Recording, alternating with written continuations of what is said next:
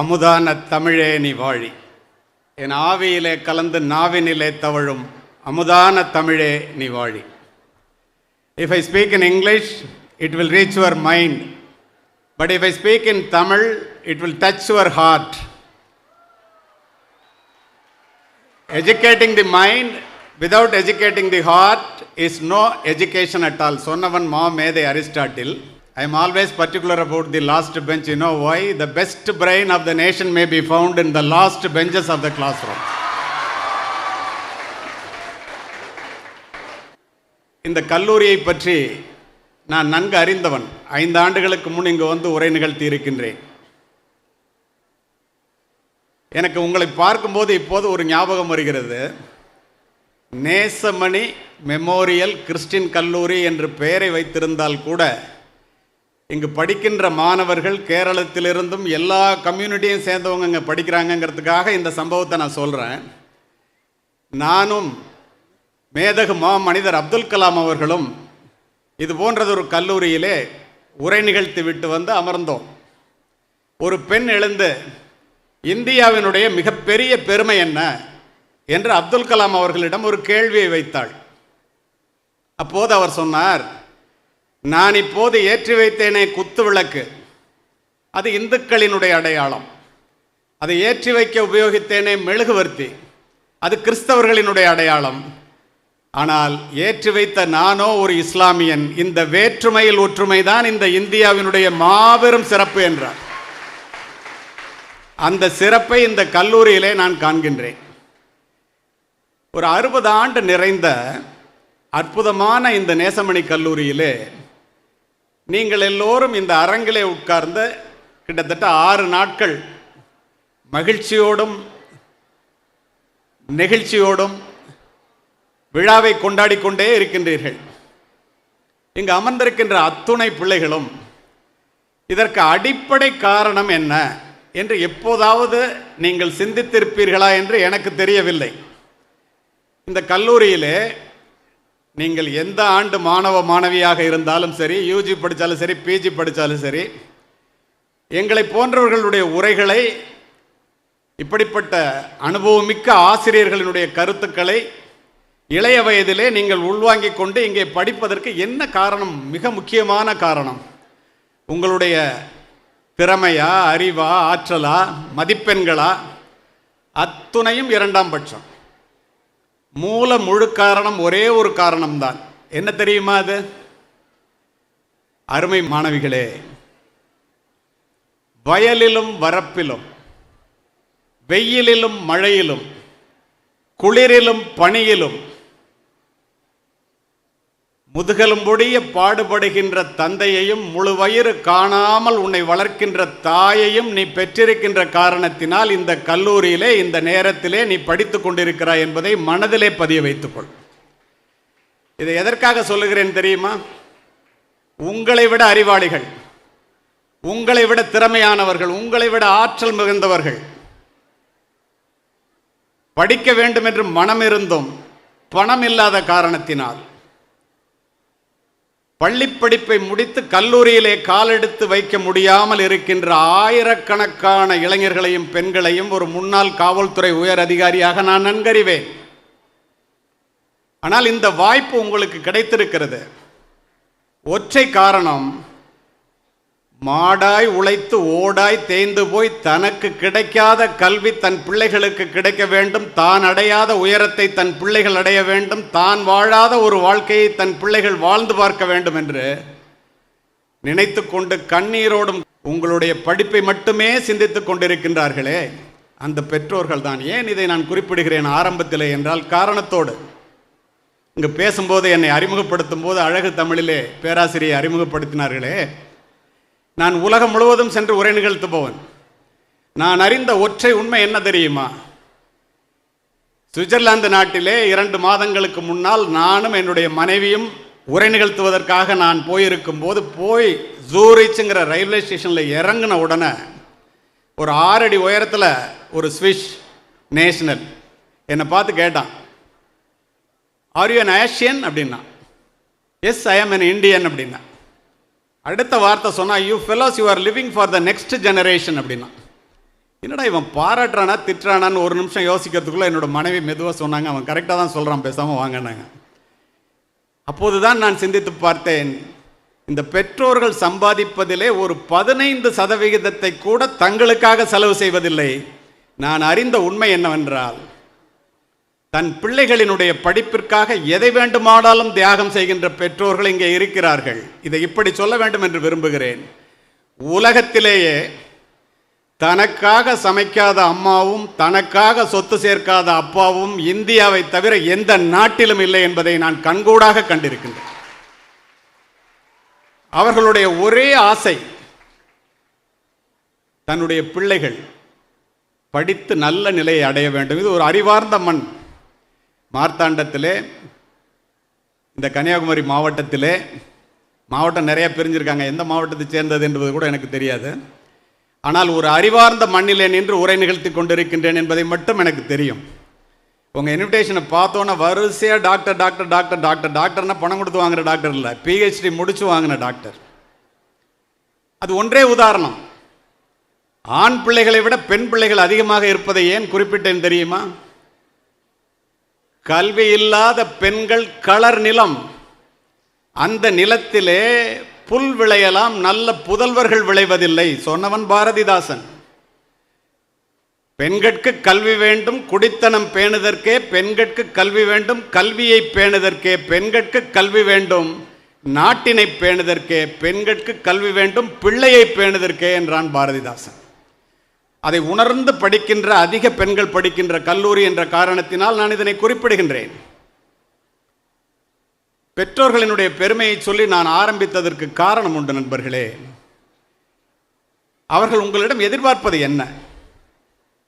நீங்கள் போய் இதை முடிச்சுட்டு போய் உங்களுக்கு என்ன வேணுமா அப்படின்னு யாராவது உங்கள் அம்மாட்ட அப்பாட்ட கேட்டு பாருங்கள். எனக்கு என்னடா வேணும், நீ நல்லா இருந்தால் போதுன்னு ஒற்றை வார்த்தைகளை முடித்துக் கொள்வார்கள். ஆனால் ஒன்றை புரிந்து கொள்ளுங்கள், இன்றைய நிலையிலே இந்த இளைய சமுதாயம் எதை நோக்கி பயணித்துக் கொண்டிருக்கிறீர்கள் என்பதை காவல்துறை அதிகாரியாக நான் உணர்ந்த காரணத்தினாலே உங்களுடைய நலன் கருதி, உங்களுடைய வீட்டினுடைய நலன் கருதி, இந்த நாட்டினுடைய நலன் கருதி சிலவற்றை நான் பதிவு செய்ய விரும்புகின்றேன்.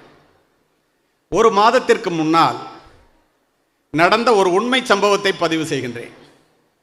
தன்னுடைய கணவனை இழந்த விதவை தாய் 10 பாத்திரம் தேய்ச்சி தாம் பிள்ளையை படிக்க வச்சு, இது போன்றது ஒரு அற்புதமான கல்லூரியிலே இருக்கிறதுல காணி நிலத்தில் பாதியை விற்று சிங்கப்பூரில் ஒரு வேலை வாங்கி கொடுத்து அனுப்பிச்சிட்டாங்க. 2 வருஷம் வந்துட்டு போனான், அடுத்த 2 வருஷம் பேசிக்கிட்டு இருந்தான். 4 வருஷம் ஆச்சு, அம்மாட்டே பேசுறதில்ல, வயதாகி போய்விட்டது.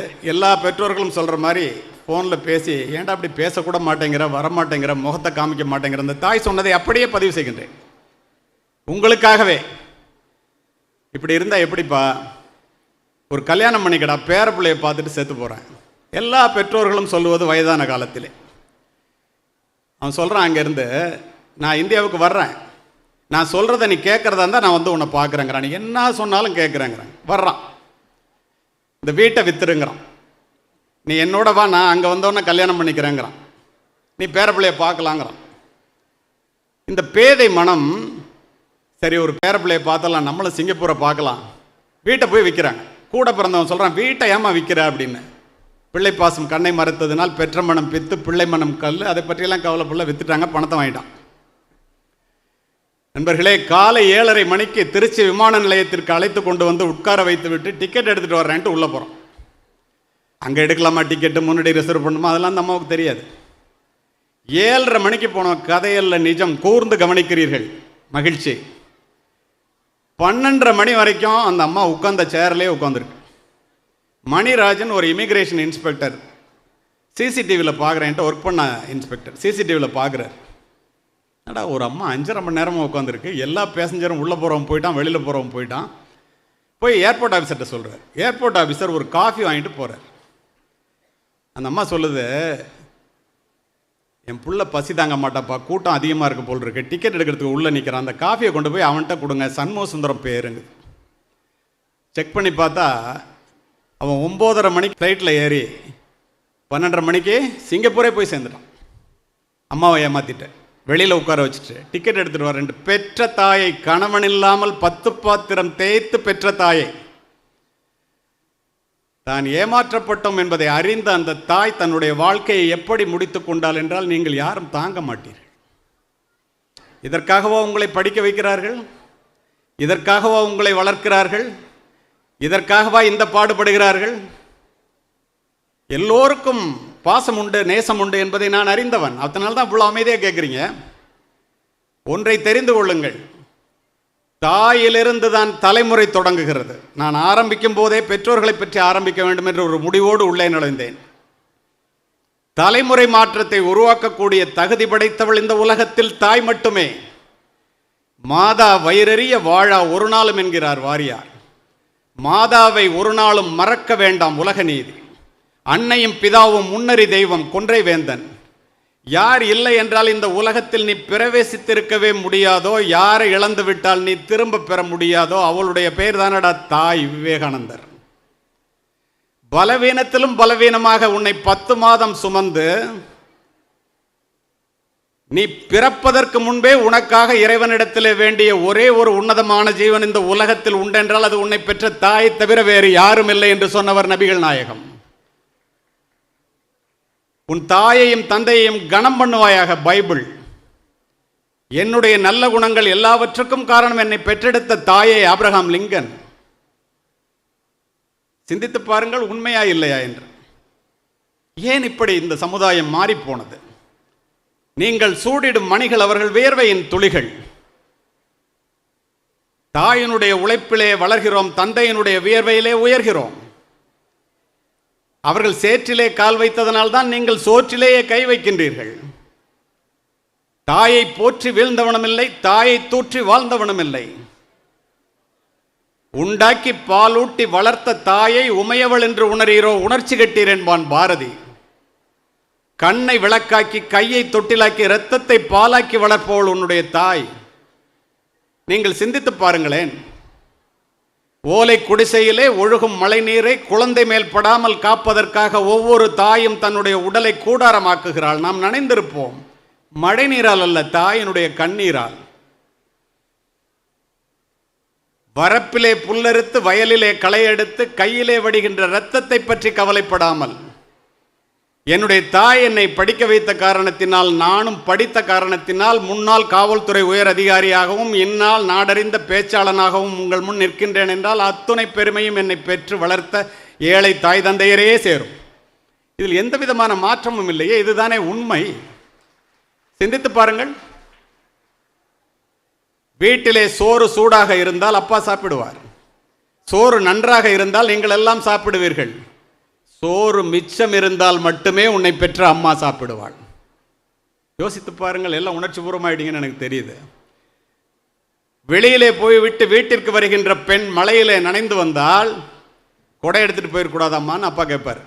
ஓரமாக ஒதுங்கி இருந்துட்டு மழை விட்டோன்னு வரக்கூடாதாம்மா அண்ணன். பெற்ற தாய் தன் பெண்ணினுடைய நனைந்த தலையை முந்தானையால் துவட்டி, இந்த பாழாய் போன மழை என் பிள்ளை வெளியிலே போகும்போதா பெய்ய வேண்டும் என்று மழையே திட்டுவாள். அவள் தான் உன்னுடைய தாய். சிந்தித்து பாருங்கள்.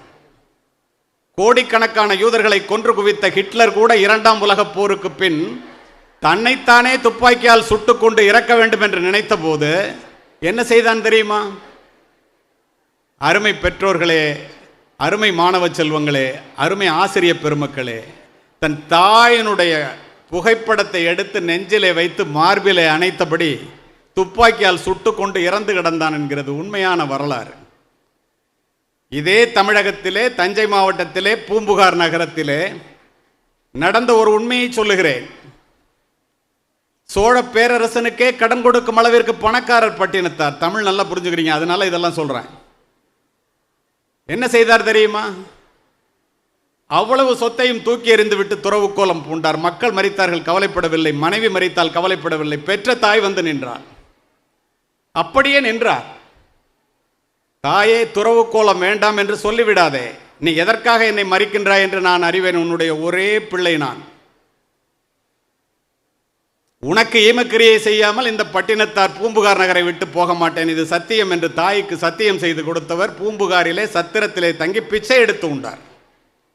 தன் தாயினுடைய இறப்பு செய்தியை கேட்டவுடன் பதறியடித்து சுடுகாட்டிற்கு ஓடிய பட்டினத்தார் தாயினுடைய உடலை பச்சை வாழை மட்டையிலே வைத்து ஞான நெருப்பால் எரித்து உருகி உருகி 10 பாடல்களை பாடினார். ஒரு சில பாடலை மட்டும் சொல்லுகின்றேன் உங்களுடைய நலனுக்காக. 2 திங்களாய் அங்கமெல்லாம் நொந்து பெற்று பைகளன்ற போதே பரிந்தெடுத்து செய்ய 2 கைப்புறத்தில் ஏந்தி கனகமுளை தந்தாளை எப்பிறப்பில் காண்பேனே. பெற்று வளர்த்து தலைவாரி பூச்சூட்டி பால் கொடுத்து விரல் பிடித்து நடைபழக்கி வளர்த்த தாயே செத்து போயிடிய, உன்னை எப்போ பார்க்க போகிறேன்? முந்தி தவம் கிடந்து 300 நாள் அளவும் அந்தி பகலாய் இறைவனை ஆதரித்து தொந்தி சரிய சுமந்து என்னை பெற்ற தாயார் தனக்கோ எரிய தளல் மூட்டுவேன். தாய் மேலே எப்பரா நெருப்பு வைப்பேன்? அரிசியோ நான் இடுவேன் ஆத்தால் தனக்கு வரிசையிட்டு பார்த்து மகிழாமல். அம்மா கொஞ்சிறாங்களாம் பிள்ளைய. ருசியுள்ள தேனே அமிர்தமே செல்வ திரவிய பூ மானே என்று அழைத்த தாய்க்கு அள்ளி இடுவது அரிசியோ கொல்லிதனை வைப்பேனோ கூசாமல். கொல்லி வைக்கவே முடியலண்டான். ஏன்? வட்டிலும் வட்டில்னா சோறுடுற தட்டு, வட்டிலும் தொட்டிலும் மார்மேலும் தோல்மேலும் கட்டிலும் வைத்தென்னை காதலித்து முட்டச் சிறகிலிட்டு காப்பாற்றும் தாய்க்கோ விறகலிட்டு தீ மூட்டுவேன். விறகுல கூட தீ வைக்க முடியலடான்னா அவள்தான் தாய். இதை நீங்கள் இந்த பருவத்திலேயே மனதிலே பதிய வைத்துக் கொள்ள வேண்டும். உன்னுடைய தந்தையார்? தாயிற் சிறந்த கோவிலும் இல்லை, தந்தை சொல் மிக்க மந்திரம் இல்லை, 1000 உறவில் பெருமைகள் இல்லை, அன்னை தந்தையே அன்பின் இல்லை. இந்த உலகத்திலேயே உனக்காக உண்மையாக வாழ்கின்ற 2 ஜீவன் உயிரோடு உண்டு என்றால் அது உன்னை பெற்ற தாயும் தந்தையும் தவிர சத்தியமாக வேறு யாரும் இல்லை. இதை உணர்ந்து கொள்ளுங்கள். அம்மாவிடம் ஒட்டிக்கொள்வோம், அப்பாவிடம் எட்டி நிற்போம். அம்மாவினுடைய அன்பு வெளிப்படையானது, அப்பாவினுடைய அன்பு வெளியே தெரியாதது. சாப்பிடவா அப்படின்னு கூப்பிடுறது அம்மாவோட அன்பு. சாப்பிட உட்காரும் போதே பிள்ளைங்க சாப்பிட்டுருச்சான்னு கேட்டுட்டு உட்கார்றது அப்பாவோட அன்பு. இந்த உலகிற்கு உன்னை அறிமுகப்படுத்தியவர் உன்னுடைய தந்தை இல்லை, தாய். இந்த உலகையே உனக்கு அறிமுகப்படுத்தியவர் உன்னுடைய தந்தை. உண்டா இல்லையா? யோசித்து பாருங்கள். புரிகிற மாதிரி உங்களுக்கு சொல்லணும்னா, அம்மா தோசை மாதிரி சாப்பிட்டோன்னு ருசி தெரியும். அப்பா தோசைகள் மாதிரி எவ்வளவு சூடு போடுறாருன்னு அவராக சொல்லணும்னா யாருக்கும் தெரியாது, அவர் சொல்ல மாட்டார். உங்களை வளர்ப்பதற்காக அவர் எத்தனை அவமானங்களை, எத்தனை காயங்களை, எத்தனை தழும்புகளை சிந்தித்து பாருங்கள். நைந்து போன 4 முழ வேஷ்டியையும் அரைக்கை சட்டையையும் தேய்ந்து போன செருப்பையும் போட்டுக்கொண்டு உனக்கு யூனிஃபார்ம் வாங்கி கொடுத்த, பேண்ட் வாங்கி கொடுத்து, ஷூ வாங்கி கொடுத்து, என் புள்ள போறான் பார், என் பொண்ணு போகுது பார், இந்த ஒருத்தர் படித்தால் என்னுடைய தலைமுறை மாறும் என்ற நம்பிக்கையோடு காத்திருக்கின்ற பெற்றோர்களை தயவு செய்து ஒருபோதும் நம்ப விடாமல் செய்து விடாதீர்கள். நான் ஒரு மாதத்திற்கு 2 முறை வெளிநாட்டிலே சென்று உரை நிகழ்த்து போவேன். இந்த மாதம் 27ஆம் தேதி சைபர் ஜெயா பல்கலைக்கழகத்தில் மலேசியாவில் பேசுகிறேன். 1ஆம் தேதி உழைப்பாளர் தினத்துக்காக சிங்கப்பூரில் பேசுகிறேன். ஜூலை மாதத்திலே ஃபெட்னா என்று அழைக்கப்படுகின்ற அமெரிக்காவினுடைய மிகப்பெரிய வட அமெரிக்க தமிழ்ச்சங்க கூட்டத்திலே உரை நிகழ்த்துகின்றேன். இதெல்லாம் ஏன் சொல்கிறேன் தெரியுமா? அருமை மாணவர்களே, மாணவிகளே, இந்த பெற்றோர்கள் உங்களுக்கு இப்படியெல்லாம் செய்து நான் உலகம் முழுவதும் சென்று உரையாற்றுவதிலே ஒரு தந்தை, அதுவும் இந்திய தந்தை என்ன என்பதை கண்டுகொண்ட தருணம் நான் வியந்து அதிர்ந்து போய் நின்ற தருணம். 365 பயணிகளை சுமந்து கொண்டு ஒரு விமானம் மத்தியதரை கடலிலே 30,000 அடி உயரத்திலே பறந்து கொண்டிருக்கிறது. திடீரென்று வெடிச்சத்தம், புகை மண்டலம், மரண ஓலம். காக்பிட்லேருந்து பைலட் வெளியில் வந்து கதை இல்லை நிஜம், என்ஜின் ஆஃப் ஆகிடுச்சுங்கிறான். எவனாவது பேசுவான்? அதுக்கப்புறம் மயான அமைதி. புவியீர்ப்பு விசையில் ஆடி ஆடி 10,000 அடிக்கு வந்துருச்சு ஃப்ளைட்டு. எல்லாரும் லைஃப் ஜாக்கெட்டை போட்டுக்கங்க, மத்தியதரை கடலில் விழப்போகிறோன்னு சொல்கிறான். துணை விமானி மட்டும் தன்னுடைய முயற்சியை கைவிடாமல் தொடர்ந்து ஆண்மணி பார்த்துக்கிட்டே இருக்கான். தண்ணீரை தொட இருக்கும்போது திடீர்னு கிரீன் லைட் எரியுதுன்னு கத்துறான் துணை விமானி. காக்பிட்டுக்குள்ளே பைலட்டு உட்காந்து 2 பேர் சேர்ந்து முயற்சி பண்ணுறான். என்ஜின் ஆன் ஆகிடுச்சு. தண்ணீரை தொட இருந்த விமானத்தை மீண்டும் மேலே ஏற்றி, மாணவர்களே உணர்ச்சி பூர்வமாயிட்டீங்க, எமர்ஜென்சி லேண்டிங்னு பக்கத்தில் தரையிருக்கிறான். காரணத்தோடு இந்த பதிவு. எல்லாரும் உயிரை கையில் பிடிச்சிட்டு வெளியில் வரும்போது பத்திரிகை துறை நண்பர்கள் வழக்கம் போல் கேட்குறாங்க, இறப்பினுடைய விளிம்பை தொட்டு விட்டு வந்திருக்கிறீர்களே, கடைசியாக என்ன நினச்சிங்க? ஒருத்தன் நாட்டை சொல்கிறான், வீட்டை சொல்கிறான், எல்லா நாட்டுக்காரனும் இருக்கான் 360 பேர்.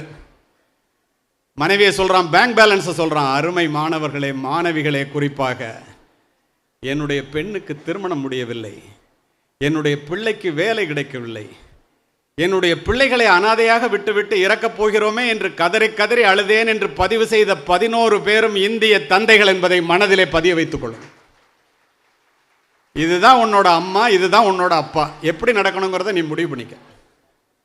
பெண்கள் நிறைய பேர் இருக்கிறீர்கள். இந்த ஆண்களும் பெண்களும் சேர்ந்து படிக்கின்ற இந்த கல்லூரியிலே இன்றைய சூழ்நிலையிலே பெண் என்பவள் யார்? பெண்ணினுடைய தியாகம் என்ன? பெண்ணினுடைய பெருமை என்ன? இதை பெண்களும் உணர்ந்து கொள்ள வேண்டும், ஆண்களும் உணர்ந்து கொள்ள வேண்டும் என்பதற்காக இந்த பதிவு. Women are trying to prove that women can do what men can do. Women were not created to do what men can do. Women were created to do what men cannot do. ஆண்கள் செய்வதையெல்லாம் செய்வதற்காக முயற்சி செய்கின்ற பெண்களே, நீங்கள் படைக்கப்பட்டதனுடைய நோக்கம் ஆண்கள் செய்வதை செய்வதற்காக அல்ல, ஆண்களால் செய்ய முடியாததையும் செய்ய முடியும் என்பதற்காக படைக்கப்பட்டவர்கள் பெண்கள். 6 மாதத்திற்கு முன்பு ஜப்பானிய பல்கலைக்கழகத்திலே உரை நிகழ்த்துவதற்காக அழைக்கப்பட்டிருந்தேன். ஜப்பானிய மொழியில் பெண்ணினுடைய பெருமையை சொல்வதற்காக பாடத்திட்டத்திலே ஒரு பாடத்தை வைத்திருக்கிறார்கள். எல்லாரும் அதை ஸ்லாகிச்சு பேசிட்டு இருந்தாங்க. எனக்கு ஜப்பானிய மொழி தெரியாது. ஆங்கிலத்தில் மொழிபெயர்த்து சொல்ல சொல்லி கேட்டேன். அதிர்ந்து போய்விட்டேன். ஒரு உண்மை சம்பவத்தை பதிவு செய்திருக்கிறார்கள் பெண்ணின் பெருமையை காப்பதற்காக. குறிப்பாக ஆண்கள் தெரிந்து கொள்ள வேண்டும் இதனை. 80 ஆண்டுகளுக்கு முன்னால் ஜப்பானிய நாடு இராணுவ ஆட்சியில் இருக்கும்போது இராணுவ உடையை திருடி அணிந்து கொண்ட கொள்ளையர்கள் கூட்டம் கூட்டமாக ஜப்பானிய கிராமங்களிலே நுழைந்து கண்ணில் படுபவர்களை எல்லாம் கொலை செய்துவிட்டு கொள்ளையடிப்பதை வழக்கமாக வைத்திருந்த ஒரு காலகட்டம். அதுபோன்ற ஒரு காலகட்டத்திலே ஒரு தாய் 2 குழந்தைகளுக்கு சோறூட்டி கொண்டு அமர்ந்திருக்கின்றாள். நான் சொல்லுவது அத்துணையும் முன்னாள் காவல்துறை அதிகாரி, உண்மையான நிகழ்வுகள், ஆதாரத்தின் அடிப்படையில் மட்டுமே பேசுவேன். வாசலிலே அமர்ந்து மாலை நேரத்தில் 2 குழந்தைகளுக்கு சோறூட்டி கொண்டு ஒரு தாய் அமர்ந்திருக்கின்றாள். கொள்ளைக்காரர்கள் வந்து விட்டார்கள் குதிரையிலே. ஏற்கனவே அனுபவப்பட்டவர்கள் என்ற காரணத்தினால் மறைவிடத்தை நோக்கி ஓடுகிறார்கள். அப்படி ஓடும்போது இந்த தாய் 2 குழந்தையும் இடுப்பிலே 2 பக்கம் வைத்துக் கொண்டு ஓடுகிறார். குதிரையினுடைய குளம்படி சத்தம் அருகாமையில் கேட்டவுடன் நண்பர்களே, குமிந்து 2 குழந்தையினுடைய முகத்தையும் பார்த்துவிட்டு ஒரு குழந்தை இறக்கிட்டு ஒரு குழந்தையோடு ஓடுறான் மறைவிடத்தை நோக்கி. மறைவிடத்திலிருந்து திரும்பி பார்க்கின்றால் இறக்கிவிடப்பட்ட குழந்தை தலை துண்டாக்கப்பட்டு குதிரையினுடைய குளம்படிப்பட்டு சின்ன பின்னமாவதை பார்த்து கதறுகிறாள். பக்கத்தில் இருக்கிற முதியவர் வாயை பொத்துகிறார். சத்தம் கேட்டால் கொள்ளைக்காரர்கள் இங்கே வந்து விடுவார்கள் என்று. மாணவிகளே, மாணவர்களே, கொள்ளைக்காரர்கள் கொள்ளையடித்து சென்ற பிறகு என்ன நடந்தது தெரியுமா? ஒற்றை குழந்தையை இறுக்கமாக பிடித்து கொண்டு அந்த இடத்திலே வந்து இறந்து போன குழந்தையின் இடத்திலே கதறுகிறாள் அந்த தாய். அத்துணை பேரும் அந்த இடத்திற்கு வருகிறார்கள். ஒரு முதியவர் கேட்கிறார், தாயே, ஒரு தாய்க்கு 2 குழந்தைகளும் 2 கண்களைப் போல அல்லவா? அடையாளத்தை பார்த்து எப்படி ஒரு குழந்தையை இறக்கிவிட்டு ஒரு குழந்தையை காப்பாற்ற உன்னால் முடிந்தது? அந்த தாய் சொல்லுகிறாள், ஐயா பெரியவரே, என்னுடைய குழந்தைக்கு சோறூட்டி கொண்டிருக்கும் போது என்னிடம் படிக்கின்ற பக்கத்து வீட்டு குழந்தையும் வந்து விட்டது. 2 குழந்தைகளுக்கும் சோறூட்டி கொண்டிருக்கும் போது கொள்ளைக்காரர்கள் வந்து விட்டார்கள். 2 குழந்தையையும் காப்பாற்ற நினைத்தேன், முடியவில்லை. நான் அடையாளத்தை பார்த்து இறக்கி விட்டது என்னுடைய குழந்தை, காப்பாற்றியது பக்கத்து வீட்டு குழந்தை. ஏனென்றால் அடிப்படையில் நான் ஒரு தாய், நான் ஒரு பெண், நான் ஒரு ஆசிரியை என்று முடிக்கின்றாள். நினைத்து பாருங்கள், இதை ஒரு ஆணால் செய்ய முடியுமா? மங்கையராய் பிறப்பதற்கே நல்ல மாதவம் செய்திடல் வேண்டுமம்மா. கவிமணி தேசிக விநாயகம் பிள்ளை சொல்லுகிறார். பெண்ணுக்கு ஞானத்தை வைத்தான் புவி பேணி வளர்த்திடும் ஈசன், மண்ணுக்குள்ளே சில மூடர் நல்ல மாதர் அறிவினை கெடுத்தார். அந்த மூடர் யாருன்னு உங்களுக்கே தெரியும். அதற்கு பின்னால் பாரதி அத்தோடு விட்டானா? ஆணும் பெண்ணும் நிகரனக் கொண்டால் அறிவிலோங்கி வையம் தழைக்கும், எட்டும் அறிவினில் ஆணுக்கு இங்கே பெண் இளைப்பிள்ளைகான். பட்டங்கள் ஆள்வதும் சட்டங்கள் செய்வதும் பாரினில் பெண்கள் நடத்த வந்தோம். பெண்ணடிமை பேசும் இத்திருநாட்டில் மண்ணடிமை தீருதல் முயற்கொம்பே என்று முழங்கினான். ஏட்டையும் பெண்கள் தொடுவது தீதென்றெண்ணினோர் மாய்ந்து விட்டார். வீட்டிற்குள்ளே பெண்ணை பூட்டி வைக்கும் விந்தை மனிதர் தலைகவிழ்ந்தார். எட்டும் அறிவினில் ஆணுக்கு இங்கே பெண் இளைப்பிள்ளை கான் என்று கும்மி அடினா நிரூபணமாகி கொண்டிருக்கிறதா இல்லையா பாரதியினுடைய கனவு? சிந்தித்து பாருங்கள். எப்படிப்பட்ட போராட்டத்திலிருந்து இந்த பெண் பிள்ளைகள் இந்த அளவிற்கு வந்திருக்கிறார்கள். இதை இந்த இடத்திலே நான் ஏன் குறிப்பிடுகிறேன்? திருவள்ளுவர் என்ன சொன்னார் தெரியுமா? பெண்ணில் பெருந்தக்க யாவுள என்று அறத்துப்பாலிலே கேள்வியை எழுப்பிய வள்ளுவர் பெண்ணே பெருமையுடைத்து என்று பொருட்பாலிலே பதில் சொல்லி பெண்ணில் பெருந்தக்கது இல், பெண்ணை விட பெருமையானது உலகத்தில் இல்லடான்னு காமத்துப்பாலிலே அறுதியிட்டு இறுதியாக சொல்லிவிட்டார். பாரதி உரைநடையில் எழுதுறான், பெண் என்பவள் குருட்டு ஆண்தனத்தால் தொட்டு உணர முடியாத அற்புத யானை, கண்டுணர முடியாத பேரொளி, அதனால் யாதுமாகி நின்றாய் காளி என்று பெண்ணை தெய்வத்திற்கு நிகராக சொல்லுகின்றான் பாரதி. இதெல்லாம் விட பெண்ணின் பெருமை அல்லது வாழ்க்கை துணைன்னு திருவி கல்யாண சுந்தரனார் ஒரு புத்தகம் எழுதியிருக்கார். தயவு செய்து ஆண்கள் படியுங்கள். ஆண்கள் படிக்கின்றார்களோ இல்லையோ பெண்கள் படியுங்கள். ஏன் தெரியுமா? அதில் என்ன எழுதுவார் தெரியுமா? ஒரே ஒரு வரியை மட்டும் சொல்கிறேன். ஆண் எனும் பெரும் அரக்கனாக பிறப்பதை விட பெண் எனும் பெரும் தெய்வமாக பிறப்பதுவே மேல் என்று பதிவு செய்தார். ஏன் அப்படி செஞ்சாருன்னு தெரியுமா உங்களுக்கு? நாம் சிசுவாக இந்த பூமியிலே வந்து விழும்போது நம் முகம் பார்த்து சிரிப்பவள் பெண். நாம் சடலமாக இந்த பூமியிலே கிடத்தப்பட்டிருக்கும் போது நம் முகம் பார்த்து அழுபவள் பெண்.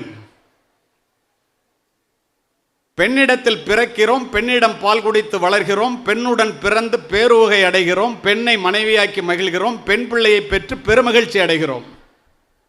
இந்த இந்தியாவிலே 140 கோடி பேர், தோராயமாக 70 கோடி பேர் பெண்கள். ஆனால் அந்த மீதமுள்ள 70 கோடி ஆண்களும் அந்த பெண்கள் பெற்றுக் கொடுத்த சீதனம்தான் என்பதை ஆண்கள் ஒருபோதும் மறந்து விடாதீர்கள். இதை தவிர வேறு என்ன பெண்ணினுடைய பெருமையை சொல்லுவதற்கு இருக்கிறது நினைத்து பாருங்கள். ஆனால் இந்த ஆண் சமுதாயம் அன்று முதல் இன்று வரை ஆணாதிக்கத்தின் வாயிலாக பெண்களுக்கு எந்த அளவுக்கு கொடுமைகள் செய்ய முடியுமோ அதை தொடர்ந்து செய்து கொண்டே இருக்கிறார்கள் சில பேர். ஏன் இதை இவ்வாறு குறிப்பிடுகிறேன் தெரியுமா? அப்படி என்ன செய்கிறாங்க? கருவறை முதல் கல்லறை வரை.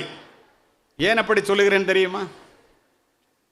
பெண் சிசு கொலையை தடுப்பதற்கு சட்டம், காசிங் மிஸ்கேரியேஜ் ஆக்ட்.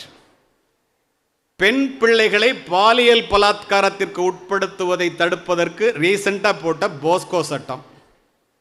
பெண்களை கிண்டல் செய்வதை தடுப்பதற்கு ஈவ் டீசிங் ஆக்ட். பெண்கள் வரதட்சணை கொடுத்தால்தான் திருமணம் என்ற நிலையை மாற்ற டவுரி புரோகிபிஷன் ஆக்ட். திருமணத்திற்கு பிறகு பெண்ணை கொடுமைப்படுத்துவதை தடுப்பதற்காக குரூயல்டி டு உமன் ஆக்ட். நினைத்து பாருங்கள், இறக்கும் போது கூட விட்டு வைக்கவில்லை. கல்லறை வரை என்று சொன்னேன் அல்லவா? உடன்கட்டை ஏற வேண்டும் என்று சதி என்று ஒன்று காலம் காலமாக இருந்தது. எரிகிற நெருப்பிலே கணவன் இறந்து போனால் பெண் உயிரோடு அதிலே விழுந்து இறக்க வேண்டும். எத்தனை பேருக்கு தெரியும் இது? இப்படிப்பட்ட போராட்டத்தை எல்லாம் தாண்டித்தான் இங்கே வந்திருக்கிறார்கள். தஞ்சை அரண்மனையிலே வேலை பார்த்துட்டு இருக்கிற மராட்டியத்தை சேர்ந்த ஒரு பெண், ஒரு கணவர் இறந்து போனார். அதில் ஒரு பொண்ணு, இந்த பகுதியை சேர்ந்த காரணத்தினால் சொல்லுகிறேன், போய் நெருப்பில் விழுவுறதுக்கு தயாராக இருக்கா. வயது 18, குழந்தை திருமணம். கணவன் இறந்து போகிறான், அவன் நெருப்பில் விழுவணும். ஒரு கேர்னல் அங்கே வேலை பார்த்து இருந்தவன் குதிரையில் வந்து அந்த பொண்ணு நெருப்பில் விழும்போது போது அப்படியே தூக்கிட்டு போயிட்டான். ஆங்கிலேயர் இந்த தூத்துக்குடிக்கு வந்தார். அந்த பெண் வளர்ந்த பிறகு அந்த கேர்னல் இறந்து போறாரு.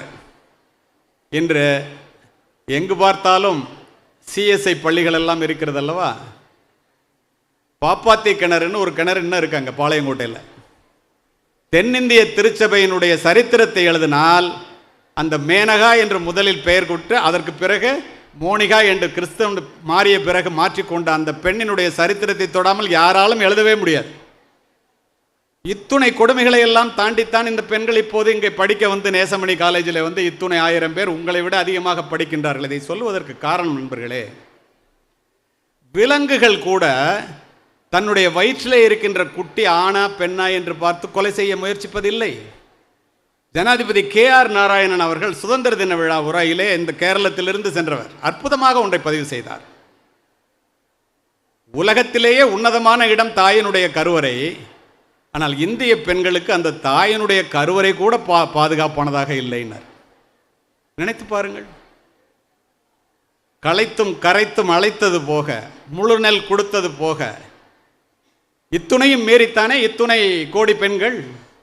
ஆண்களுக்கு இந்த பிரச்சனை உண்டா? இயற்கை கூட இந்த பெண்களுக்கு நல்லது செய்யவில்லை என்று நான் அடித்து சொல்லுவேன்.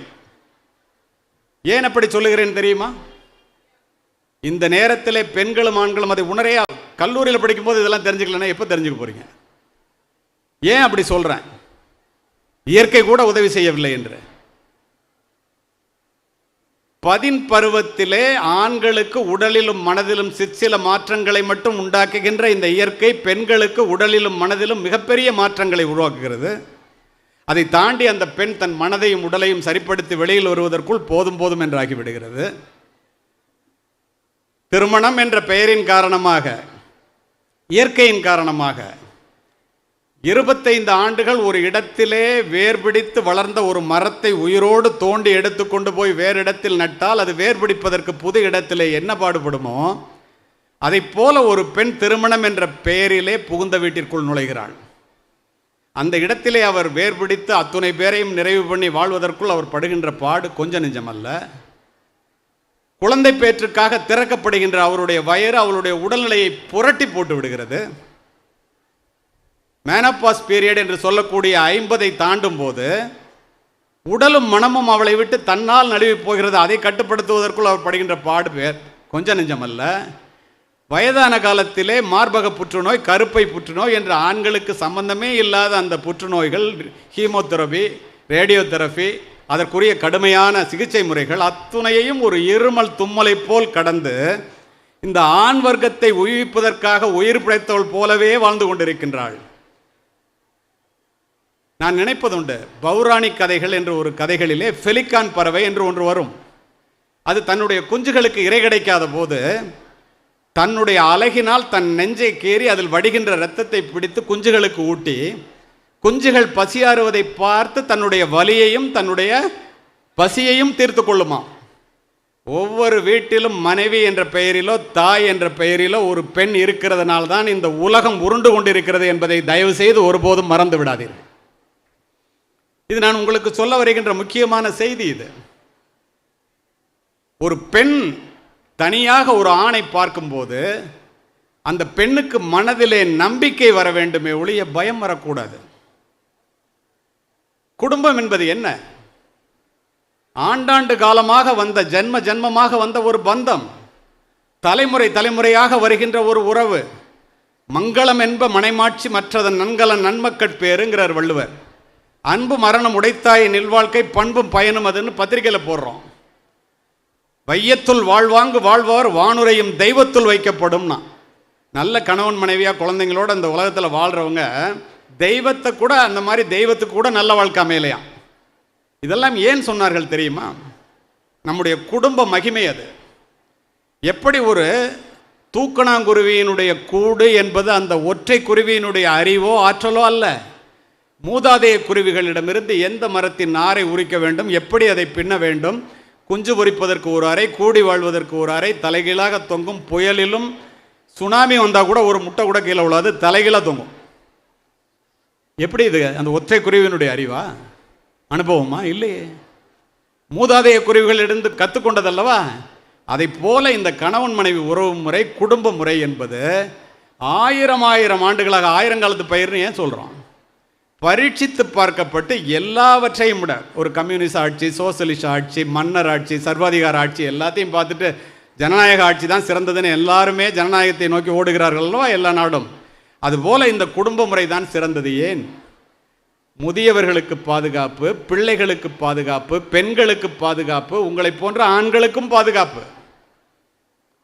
சும்மா அந்த சின்ன திரையிலும் பெரிய திரையிலும் செல்போனிலும் ஊதி ஊதி பெரிதாக்குவதைப் போல லிவிங் டுகெதர், எடுத்ததுக்கெல்லாம் டைவர்ஸ், அதெல்லாம் நீங்கள் நினைக்கிற மாதிரிலாம் இல்லை. ஏன் இல்லை தெரியுமா? 99% இந்த பெண்கள் தாங்கள் ஒழுக்கமாக வளர்க்கப்பட்ட காரணத்தினால் இதையெல்லாம் புறம் தள்ளி விடுகிறார்கள். அதனால் இந்த குடும்ப முறை தொடர்ந்து நடந்து கொண்டிருக்கிறது, ஆண்களால் அல்ல, பெண்களால். எப்படி இந்த மாதிரி ஒவ்வொரு பெண்ணும் இந்த குடும்பத்தை கட்டுக்குலையாமல் காப்பதற்கு காரணமாக இருக்கின்றார்களே, சிந்தித்து பாருங்கள், நான் சொல்வது உண்மையா இல்லையா என்று. இதையெல்லாம் எதற்காக சொல்லுகின்றேன் தெரியுமா? லிவிங் டுகெதர்னு ஒரு கலாச்சாரம் இப்போ வந்துச்சு. உங்கள் எல்லாத்துக்கும் ஒன்று சொல்லிடுறேன். திருமணமாகி ஒரு குழந்தை பெற்றுக்கொண்டால் அந்த குழந்தைக்கு பேர் லெஜிட்டிமேட் சைல்டு. லிவிங் டுகெதரில் ஒரு குழந்தை பிறந்தால் அந்த குழந்தைக்கு பேர் இல்லெஜிட்டிமேட் சைல்டு. இது எத்தனை பேருக்கு தெரியுது? நீங்கள் செய்கின்ற தவறுக்கு அந்த பிள்ளை என்ன செய்யும்? தொட்டதுக்கெல்லாம் குழந்தைய வச்சுக்கிட்டு சின்ன சின்ன காரணங்களுக்கெல்லாம் டைவர்ஸ். நான் காவல்துறை அதிகாரி என்ற காரணத்தினால் இதனை பதிவு செய்கின்றேன். போயிட்டு டைவர்ஸ் கிடச்சிரும். அதற்கு பிறகுதான் அந்த லேடிக்கு தவிர்க்க முடியாத காரணங்களுக்காக டைவர்ஸுக்கு போகிறது வேற, அதுக்கு தான் சட்டமே வச்சுருக்கான். நான் அதை குறிப்பிடவில்லை. சாதாரண அற்ப காரணங்களுக்காக அப்படி டைவர்ஸ் போயிட்டு அதுக்கப்புறம் பார்த்தீங்கன்னா தன்னுடைய குழந்தையினுடைய எதிர்காலமே கேள்விக்குறியாயிடும், தன்னுடைய எதிர்காலம் கேள்விக்குறியாயிடும். அதுக்கு பாதுகாப்பு வேண்டும் என்று மறுமணம் என்ற வளையத்திற்குள் நுழைய நினைத்து அதுவே நெருப்பு வளையமாக மாறிப்போய் வானலிக்கு தப்பி நெருப்பில் விழுந்த அடுப்பில் விழுந்த கதையாகன்னு எங்கள் கிராமத்தில் சொல்லுவாங்க. அதுபோல கதறி துடித்த பெண்களை காவல்துறை அதிகாரியாக என்னிடம் கம்ப்ளைண்ட் கொடுக்க வந்தவங்கள நிறைய பேரை பார்த்துருக்கேன், பரிதாபப்பட்டிருக்கேன். சமீபத்தில் அமெரிக்காவில் பேசிட்டு வரும்போது 18 மணி நேரம் ட்ராவல். அப்போது ஹூஸ்டனில் பேசிட்டு நான் வந்துட்டு இருக்கேன். பெண்கள் மாநாட்டுக்காக உலகத்தில் இருந்த பெண்கள் எல்லாம் ஒன்றா சேர்ந்து இந்த மாதிரி ப்ரொஃபஸர்ஸ் எல்லாம் போய் அட்டன் பண்ணிட்டு வர்றாங்க. ஒரு 4 பேர் இந்திய பெண்கள், 2 பேர் தமிழ்நாட்டை சேர்ந்தவங்க, 2 பேர் மெட்ராஸில் வந்து இறங்கி டெல்லி போகிறவங்க, 2 பேர் தமிழ்நாட்டில் மெட்ராஸில் வந்து இறங்குறவங்க. எமிரேட்ஸ் ஃப்ளைட்டு வந்துட்டு இருக்கோம். என்னை அடையாளம் பார்த்துட்டு வந்து என்கிட்ட பேசினாங்க. நான் என்னுடைய மனைவி அறிமுகப்படுத்தி வைத்தேன். அற்புதமான சம்பவம், அதுக்காக சொல்கிறேன். நான் குடும்ப உறவினுடைய மகிமையை பற்றி பேசி கொண்டிருக்கின்றேன் அல்லவா? அப்போ என்னம்மா விசேஷம் உங்களுடைய மாநாட்டில்? என்ன சார், முக்கியமான தகவல் உங்களுக்கு இருக்குது சார் அப்படின்னு சொன்னாங்க. என்னம்மா சொல்லுங்கள் அப்படின்னு. சொன்னாங்க, அந்த மாநாட்டு தலைவி மேலை நாட்டு தலைவி, அந்த தலைவியினுடைய ஹீல்ஸ், நடை உடை பாவனைகள், லிப்ஸ்டிக், அவங்க சொன்னதை அப்படியே சொல்கிறேன், நுனிநாக்கு ஆங்கிலம், இதையெல்லாம் பார்த்து நாங்கள் வியந்து போய் நிற்க, இந்திய பெண்கள், குறிப்பாக தமிழகத்து பெண்கள் எங்கே அமர்ந்திருக்கிறார்கள் என்று அவர்கள் நேராக நாங்கள் இருக்கிற இடத்துக்கு வந்து, உண்மையிலேயே உங்களிடம் நாங்கள் தோற்று போய்விட்டோம் அப்படின்னு மாநாட்டு தலைவி வந்து சொல்கிறாங்க. ஆச்சரியப்பட்டு அதிசயப்பட்டவங்க இவங்களை பார்த்து நம்ம வியந்து போய் நிற்கிறோம், இப்படி வந்து சொல்கிறாங்களேன்னு ஏமான்னு கேட்குறாங்க. உலகமே போற்றுகின்ற ஒருவனுக்கு ஒருத்தி என்ற உடன்பாட்டை நாங்கள் உடைத்து விட்டோம், நீங்கள் இதுவரை உடைக்கவில்லை, அதனால் உங்களிடம் தோற்று போய்விட்டோம். நிபந்தனையற்ற அன்பு எங்களுக்கு கிடைக்கவில்லை, மனநலம் குன்றியவர்களாக மருத்துவமனையை நோக்கி செல்லு கொண்டிருக்கிறோம் அமெரிக்காவை சேர்ந்தவங்க அப்படின்னு சொல்கிறாங்க. கண்ணதாசன் அழகாக சொல்லுவார், புரியாத பல பேருக்கு புது நாகரீகம், பொய்யான சில பேருக்கு இது நாகரீகம், முறையாக வாழ்வோருக்கு எது நாகரீகம், முன்னோர்கள் சொன்னார்கள் அது நாகரீகம். முன்னோர்கள் என்ன சொன்னாங்க? ஒருவனுக்கு ஒருத்தி.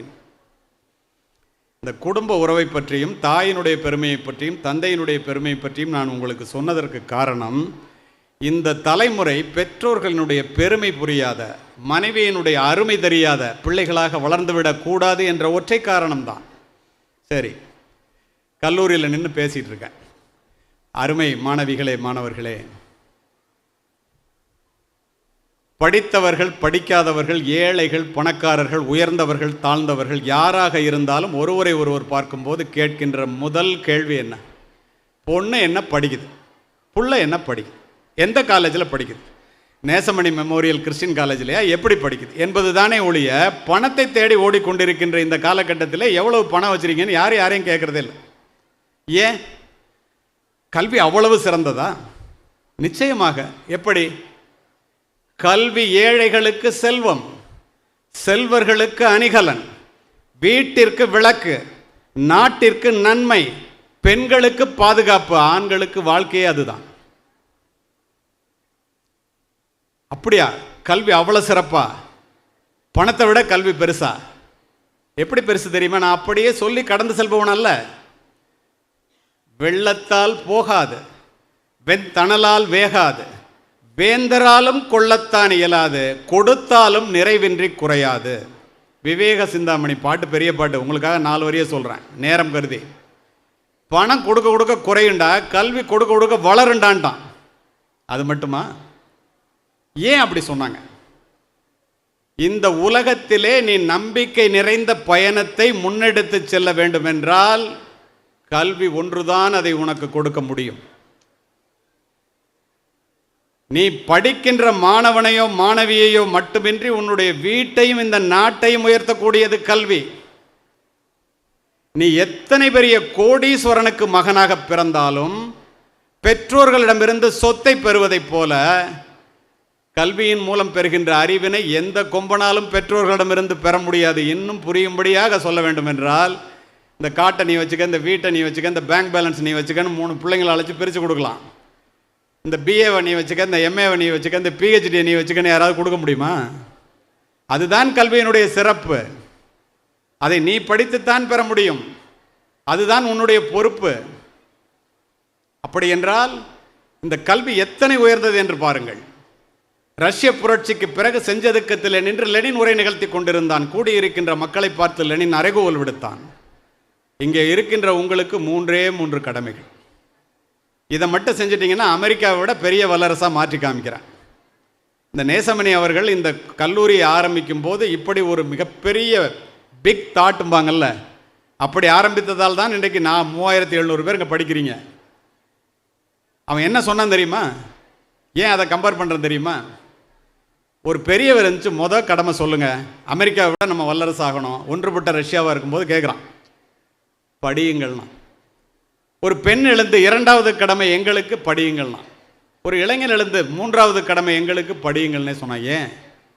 யாரெல்லாம் புத்தகங்களை நோக்கி இன்று தலை குனிகிறீர்களோ அவர்கள் அத்துணை பேரும் நாளை இந்த உலகத்திற்கு முன்னால் தலை நிமிரலாம் என்ற ஒற்றை காரணம்தான், வேறு காரணம் இல்லை. அதுதான் கல்வியினுடைய சிறப்பு. அதற்காகத்தான் உங்களை எல்லோரும் படி படி படி என்று சொல்லுவதற்கு காரணமே அதுதான். அது மட்டுமா? ஓதாமல் ஒரு நாளும் இருக்க வேண்டாம், உலக நீதி.